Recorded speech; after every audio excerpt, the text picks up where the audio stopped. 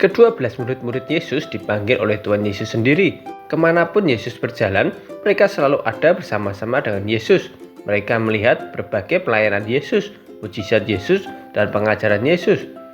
Bisa dibilang, 12 orang ini adalah sahabat karib Tuhan Yesus selama di dunia. Walau begitu, ada satu murid yang sejak awal memiliki motif yang berbeda dalam mengikut Yesus.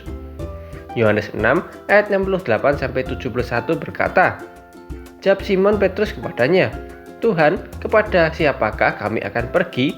Engkau memiliki perkataan hidup yang kekal, dan kami telah percaya dan tahu bahwa Engkaulah yang kudus dari Allah."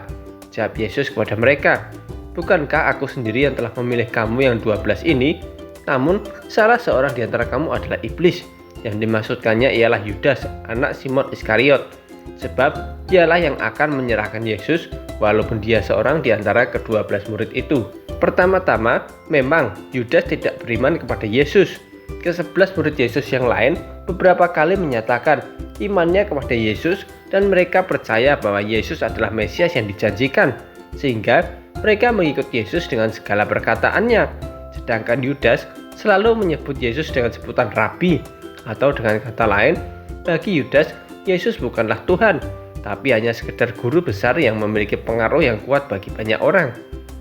Lalu kedua, Yudas tidak memiliki hubungan pribadi dengan Yesus. Bahkan dalam Injil Sinoptik, penyebutan Yudas sebagai murid Yesus pun selalu disebutkan paling terakhir, berbanding terbalik dengan Petrus, Yohanes, dan Yakobus yang selalu disebutkan pertama. Ini jelas menandakan bahwa memang Yudas memiliki hubungan yang dangkal dibandingkan dengan murid yang lain. Beberapa kali Yudas disebut dalam Injil pun selalu berhubungan dengan uang, bukan hubungan pribadi dengan Yesus. Ketiga, Yudas memiliki motivasi pribadi.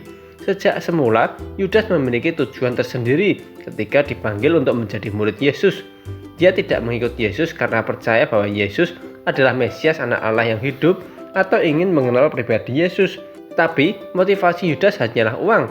Tidak heran Yudas memegang uang kas. Bisa jadi Yudas mengincar kepopuleran jika Yesus benar-benar akan membangun kerajaan. Tapi setelah berkali-kali Yesus berkata bahwa dia akan mati, Yudas sadar bahwa satu-satunya cara untuk mengambil keuntungan dari Yesus adalah dengan cara menjual Yesus, yang artinya Yudas berkhianat. Zakaria 11 ayat 12-13 berkata, "Lalu aku berkata kepada mereka, jika kamu anggap baik, berikanlah upahku, dan jika tidak, sudahlah." Mereka menimbang 30 keping perak sebagai upahku.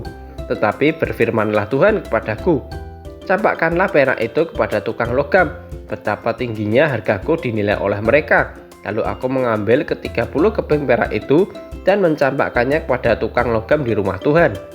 Jadi, apakah selama ini kita mengikut Yesus karena ingin mendapatkan keuntungan di dunia, atau ingin mendapatkan kekayaan, kepopuleran, pengakuan, atau bahkan kuasa dan jabatan?